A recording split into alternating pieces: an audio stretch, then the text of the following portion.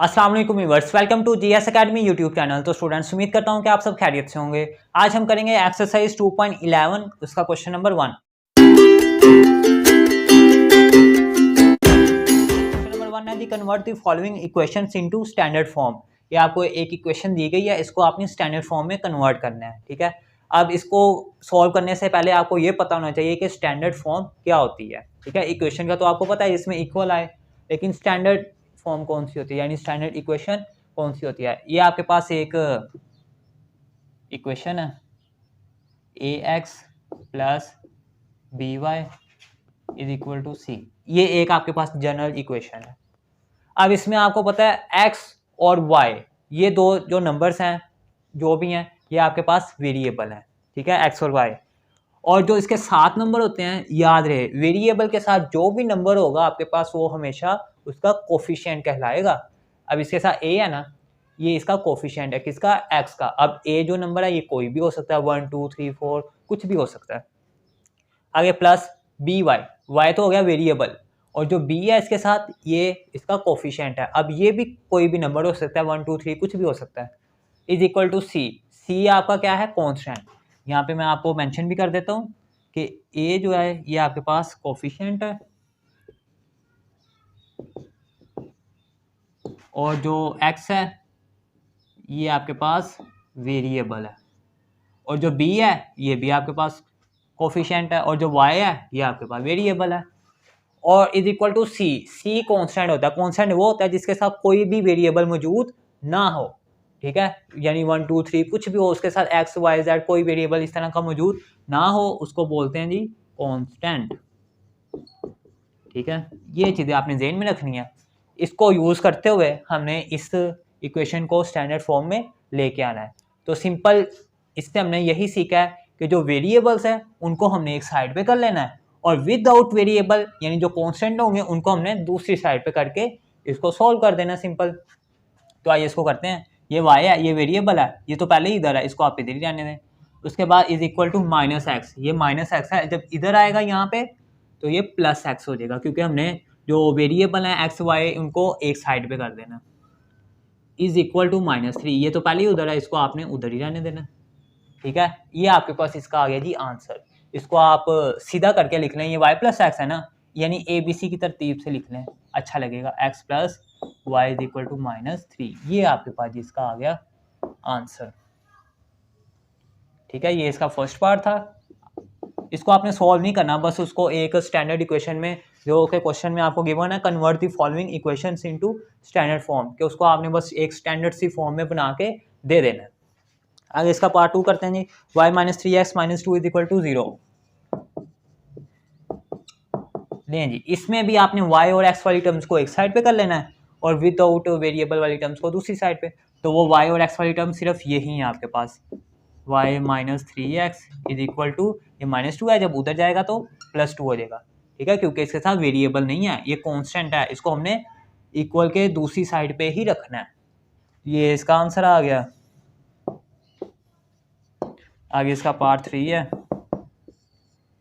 Part 3 है जिसका y minus 1 is equal to 5/3, और क्या है जी, x प्लस 2 है जी, x प्लस 2, ये आपके पास का क्वेश्चन है। लें जी, अब इसको आपने कैसे करना है, ये लग तो ज़रा आपको ख़तरनाक रहा होगा कि इसको कैसे सॉल्व करें, तो इससे आपने घबराना नहीं है। ये देखें, y minus 1 is equal to 3, यहाँ पे क्या हो रहा है, डिवाइड हो रहा है। ठीक है, डिवाइड हो रहा है ना यहाँ पे, और जो चीज़ पहले तो ये आपको फ्रैक्शन तंग कर रही होगी ना, तो आप नीचे से 3 तंग कर रहा है आपको फ्रैक्शन में, जो ओवर की फॉर्म है, तो आप पहले 3 का खात्मा करें। और वो कैसे करेंगे, ये 3 यहाँ पे डिवाइड हो रहा है, जब इक्वल किस तरफ आएगा तो मल्टीप्लाई हो जाएगा।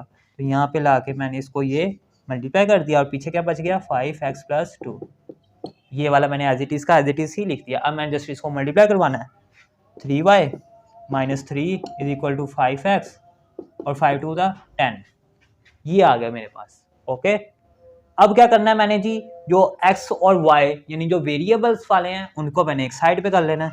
तो 3y, अब ये 5x इधर प्लस का इधर आएगा तो माइनस का हो जाएगा, इज इक्वल टू, ये इधर 10 है, ये -3 है, जब उधर जाएगा तो +3 हो जाएगा।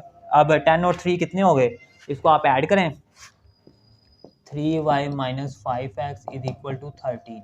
तो ये आपके पास इसका फाइनल आंसर आ गया, ये y और ये x, यानी ये आपके पास एक स्टैंडर्ड इक्वेशन बन गई है, स्टैंडर्ड फॉर्म। तो ये तो आपने समझ लिया होगा, इसको मैं रेज कर देता हूँ।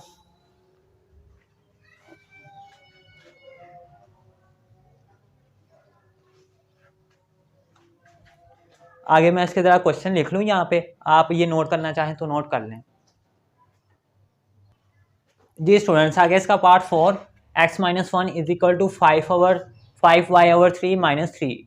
अब इसको आप कैसे सॉल्व करेंगे? इसमें तो ये 3 यहाँ पे डिवाइड हो रहा था ना, तो आप इसको इधर ले गए, मल्टीप्लाई करवा दिया। अब इसमें आपने क्या करना है, इसमें आप देख सकते हैं कि 3 डिवाइड हो रहा है, आप चाहें तो इसको मल्टीप्लाई करवा सकें, लेकिन ऐसा नहीं करना आपने। क्यों?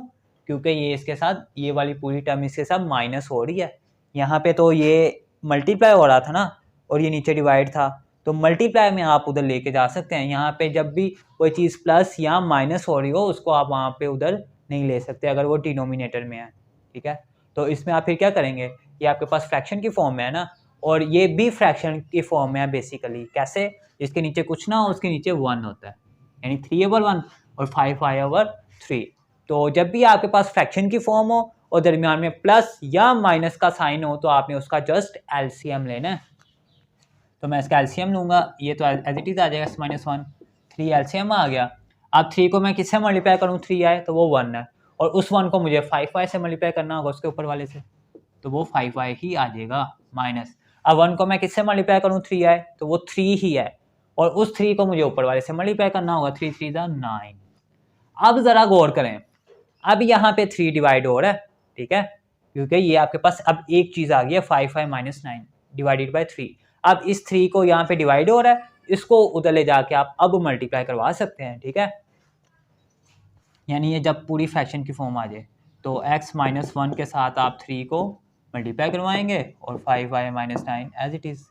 अब इसको सॉल्व करें, 3x minus 3 is equal to 5y minus 9। अब x और y वाली टर्म्स को आपने एक साइड पे कर लेना, और जो कांस्टेंट है उनको एक साइड पे करके सॉल्व करके आंसर निकालें। 3x ये प्लस 5y आया, इधर आएगा तो minus 5y is equal to minus 9, ये माइनस 3 है, उधर जाएगा तो प्लस 3, तो 3x माइनस 5y, ये तो सॉल्व नहीं ना हो सकता, तो इसको आपने एज इट इज लिख देना है। ये माइनस 9 और प्लस 3, माइनस प्लस माइनस, इसका मतलब माइनस करना, 9 में से 3 गए 6, साइन कौन सा आएगा, बड़ी वैल्यू का। तो ये आपके पास इसका फाइनल आंसर आ गया। आगे इसका पार्ट 5 भी ट्राई करते हैं। x माइनस 1, बल्कि पार्ट 5 ना मैं आपको यहाँ पे करवाऊंगा, इसको आप नोट कर लें पहले।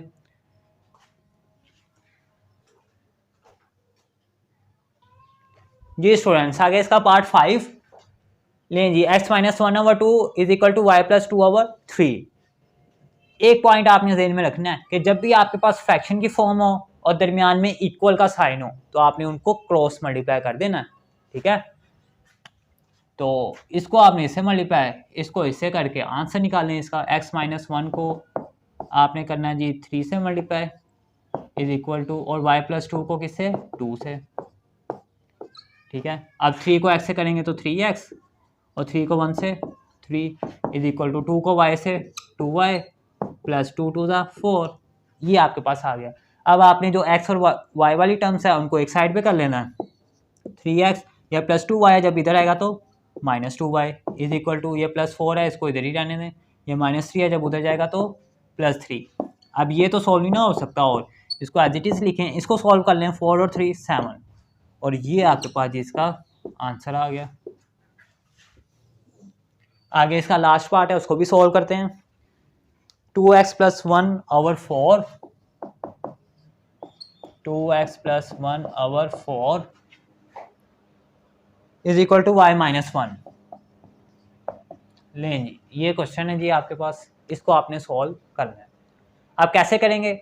अब देखें यहाँ पे 4 क्या हो रहा है आपके पास, डिवाइड। 4 आपको तंग कर रहा है ना, अगर ये 4 ना होता तो हम y को इधर ले आते, यानी x और y वाली टर्म से एक साइड पे कर लेते, और विदाउट एक्स वाई दूसरी साइड पे कर लेते, तो हमारे पास इसका आंसर आ जाता। लेकिन यहाँ पे 4 डिवाइड हो रहा है, ये आपको तंग कर रहा है, तो इसको आपने उधर ले जाके मल्टीप्लाई कर देना है। तो इसको करें सॉल्व फिर। 2x +1 is equal to 4 divide हो रहा है, उधर जाके ये हो गया जी मल्टीप्लाई। अब 2x + 1 इज इक्वल टू 4 को y से मल्टीप्लाई करेंगे, 4y माइनस 4 1 ज़ा 4। अब मुझे x और y वाली को एक साइड पे करना है। 2x ये +4y है, इधर आएगा तो -4y इज इक्वल टू ये -4 इधर ही है, इसको इधर ही रहने दें। ये +1 है, उधर जाएगा तो -1। 2x - 4y is equal to -4 और -1 -5। यही आपके पास इसका फाइनल आंसर है। तो यहाँ पे जी हमारी एक्सरसाइज जो है, एक्सरसाइज 2.11 का क्वेश्चन नंबर 1 होता है जी कंप्लीट। तो मैं उम्मीद करता हूँ कि इनको आपने अच्छे तरीके से अंडरस्टैंड कर लिया होगा। तो अब हम मूव करते हैं जी इसके क्वेश्चन नंबर 2 की जानिब। क्वेश्चन नंबर 2 में ज़रा स्टेटमेंट वाले क्वेश्चन हैं, तो वो भी इजी हैं, वो इससे इजी हैं मेरे ख्याल से, बल्कि दोनों सेम ही हैं। चलें उसको ट्राई करते हैं, तो देखते हैं कैसे हैं वो। जी स्टूडेंट्स, आगे क्वेश्चन नंबर 2। क्वेश्चन नंबर 2 है जी, construct the following statements into linear equations in 2 variables. इसमें वो कह रहा है जी आपने कंस्ट्रक्ट द फॉलोइंग स्टेटमेंट, जो आपको स्टेटमेंट दी गई है, कंस्ट्रक्ट मीन इसको तामीर करना है, इसको बनाना है। कैसे बनाना है, कैसे सॉल्व करना है? Into linear equations in 2 variables, 2 variable के साथ, लेकिन इक्वेशन कौन सी हो? वो लीनियर। लीनियर इक्वेशन वो होती है आपके पास जिसमें वेरिएबल की जो पावर है वो 1 होती है, ठीक है, उसको बोलते हैं लीनियर इक्वेशन। तो इसको आपने सॉल्व करना है जी। The sum of 2 number is 11, इसकी आपने इक्वेशन बनानी है और वो इक्वेशन क्या हो? लीनियर हो, और उसमें वेरिएबल्स कितने हो? 2 वेरिएबल्स, ठीक है।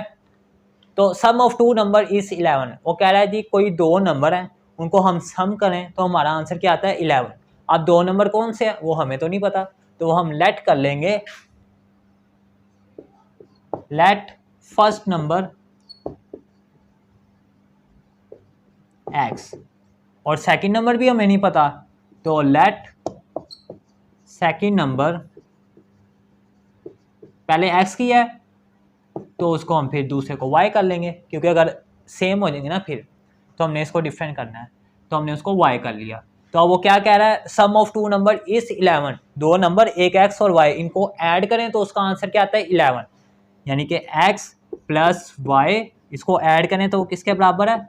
11 के। ये आपके पास इसकी इक्वेशन बन गई। ये इसका क्वेश्चन भी सॉल्व हो गया। आगे इसका पार्ट 2 है, उसको भी करते हैं। पार्ट 2 है जी, the price of a book and 2 pencils is, the price of a book and 2 pencil is 90 and 2 pencil is ₹90।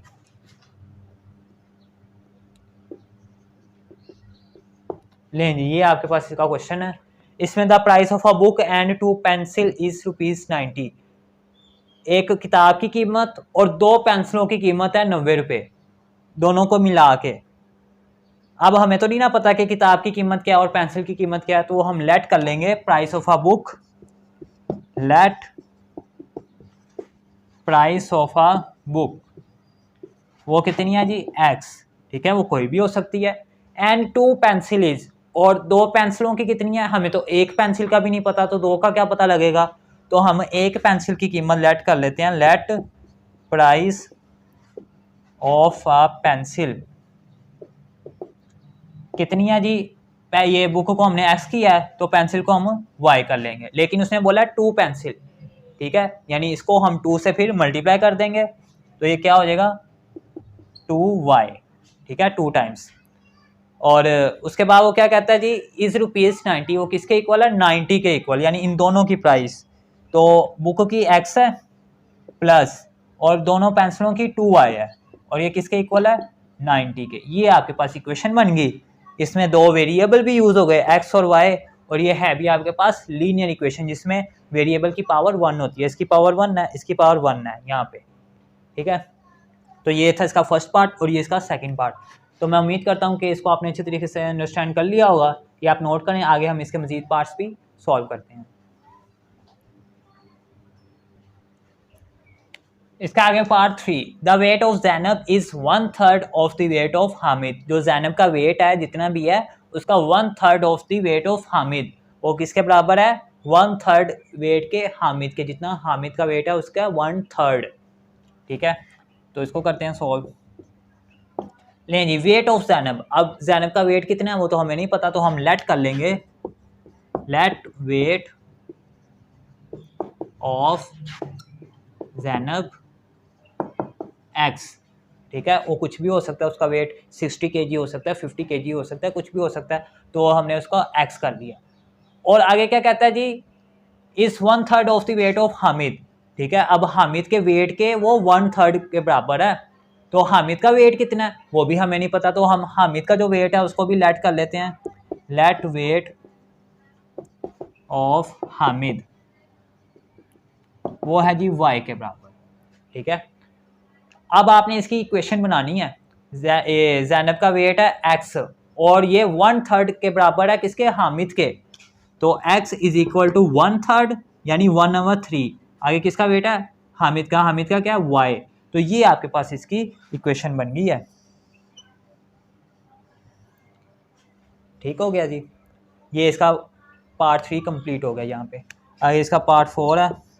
Part 4 में क्या कहता है जी, the sum of 2 times of first number and, ये आप नोट करें, मैं ज़रा इसको लिख लूँ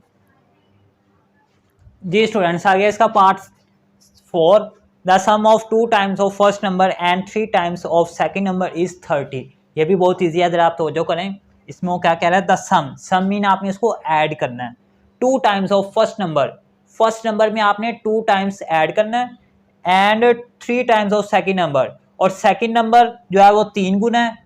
गौर करें, फर्स्ट नंबर जो है वो 2 टाइम्स है और जो सेकंड नंबर है वो 3 टाइम्स है, इन दो नंबर को आपने ऐड करना है, इज 30, और उसका आंसर क्या आता है 30, ठीक है। अब फर्स्ट नंबर क्या है और सेकंड नंबर क्या है ये आपको नहीं पता, तो आप लेट कर लेंगे, सॉल्व फर्स्ट, यहाँ पे लेट की हेडिंग भी दें, लेट फर्स्ट नंबर एक्स, ठीक है। अब वो क्या कहता है, फर्स्ट नंबर तो हो गया x, 2 times of first number, first number का 2 टाइम्स यानी उसका दुगना, तो ये x है तो इसका दुगना क्या होगा 2x, ये आ गया। और उसके बाद है and 3 times of second number, second number क्या है वो भी हमें नहीं पता, तो हम लेट कर लेंगे, लेट सेकंड नंबर y, और उसका क्या है 3 टाइम्स यानी 3 गुना, तो वो 3y आ गया। अब एक ये नंबर आ गया, एक ये आ गया, इनको आपने क्या करना है सम, और सम उसका किसके बराबर है 30 के, तो 2x plus 3y is equal to 30, ये आपके पास जी इसका फाइनल आंसर आ गया। इसको आपने सॉल्व नहीं करना, बस उसने आपको बोला है कि इसको आपने इसकी लीनियर इक्वेशन बनानी है इन 2 वेरिएबल्स, जिसमें 2 वेरिएबल हो, एक x हो और एक y हो, तो ये हमने इसको कर दिया जी सॉल्व, बस यहीं पे इसका आंसर है। तो ये इसका पार्ट 3 और पार्ट 4, तो मैं उम्मीद करता हूँ कि ये आपने अच्छे तरीके से अंडरस्टैंड कर लिया होगा। ये नोट करें, आगे हम इसके मजीद पार्ट्स भी सॉल्व करते हैं जी स्टूडेंट्स। आगे इसका part 5, sum of ages of Hania and Kashaf is 26 years, के हानिया और कशफ की एजेस को सम करें तो वो किसके बराबर आता है 26 ईयर के। अब हमें नहीं पता कि हानिया की एज क्या है और कशफ की एज क्या है, ठीक है। तो हम लेट कर लेंगे कि इनकी जो एज है, let age of Hania X, और कशफ की एज का भी हमें नहीं पता, तो हम लेट कर लेंगे जी, लेट एज ऑफ कशफ, वो है जी y के बराबर, ठीक है। और इनको क्या करना है हमने सम, सम करके क्या आ रहा है 26 ईयर, तो हानिया की एज x है और कशफ की एज y है, इनको आपने ऐड करना है, तो x प्लस वाई ऐड करेंगे तो किसके बराबर आता है 26 के, और ये ही आपके पास जी इसका फाइनल आंसर है। जस्ट आपने इसकी इक्वेशन बनानी थी तो वो हमने वो बना दी। आगे हम इसका पार्ट 6 भी सॉल्व करते हैं। पार्ट 6 है जी, the cost of 3 footballs and 7 basketballs, the cost of 3 footballs and 7 basketballs, कितनी है जी उनकी, इज रुपीज 3000,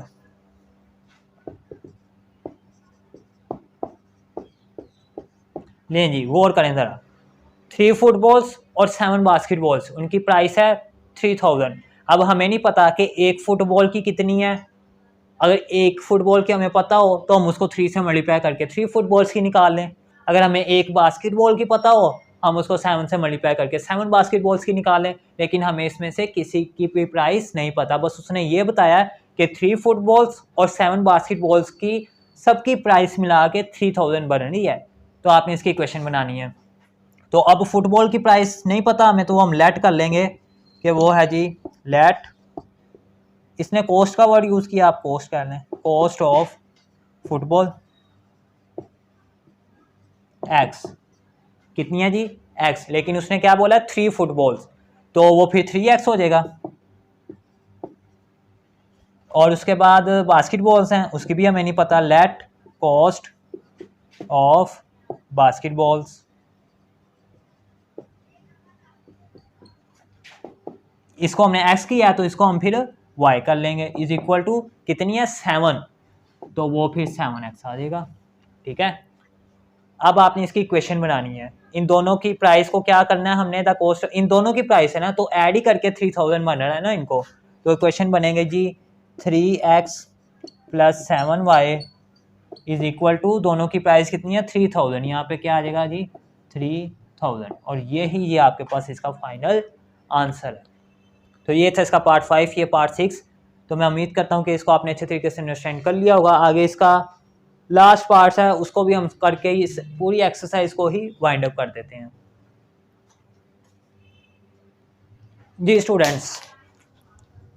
आगे इसका क्वेश्चन नंबर 2 का part 7, if numerator and denominator of a fraction are decreased by 3 the fraction becomes 2/3। इसमें वो कह रहा है जी नोमिनेटर एंड डिनोमिनेटर। अब नोमिनेटर और डिनोमिनेटर का आपको पता होना चाहिए। नोमिनेटर वो होता है, ये आपके पास जैसे ये 2/3 है ना, इसी को ही हम ले लेते हैं 2/3। जो ऊपर वाला नंबर होता है उसको बोलते हैं नोमिनेटर, उसको क्या बोलेंगे नोमिनेटर। और जो नीचे वाला नंबर है वो होता है जी, इसको हमने यहाँ पे उधर जाना है, डिनोमिनेटर।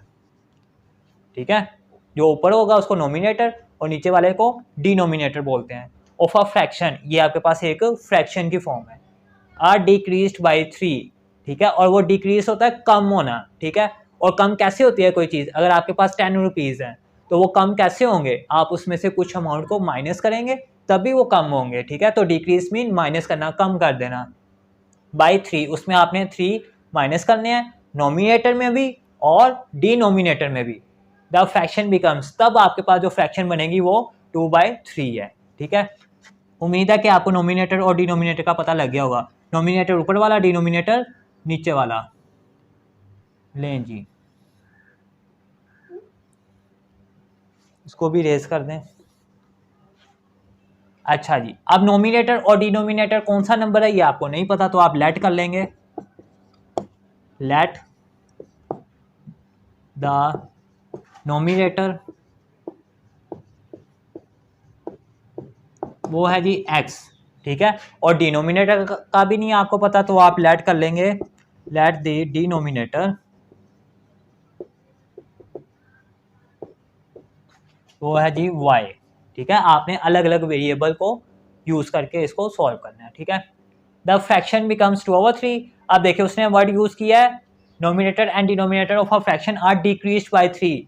नोमिनेटर भी और डिनोमिनेटर भी डिक्रीज हो रहे हैं 3 से। ठीक है, तो इसको आपने लिखना है फ्रैक्शन की फॉर्म में पहले, x/3, सॉरी x/y, ये हो गया फ्रैक्शन, और ये डिक्रीज हो रही है बाय 3 से, ऊपर भी -3 नोमिनेटर में भी और डिनोमिनेटर में हो गया। द फ्रैक्शन बिकम्स, और ये फ्रैक्शन आपके पास क्या बन जाती है 2/3। फ्रैक्शन वो होते हैं जिसको p/q की फॉर्म में लिखा जाए, यानी बटे की फॉर्म में लिखा जाए, उसको फ्रैक्शन बोला जाता है। तो ये आपके पास इसका फाइनल आंसर है। तो यहाँ पे हमारी एक्सरसाइज 2.11 अपने इख्तिताम को पहुंची। तो नेक्स्ट वीडियो में हम इंशाअल्लाह अज़ीज़ एक्सरसाइज 2.12 का आगाज़ करेंगे। तब तक के लिए इजाज़त दीजिए, अपना बहुत सारा ख्याल रखिएगा, दुआओं में याद रखिएगा। अल्लाह हाफिज़।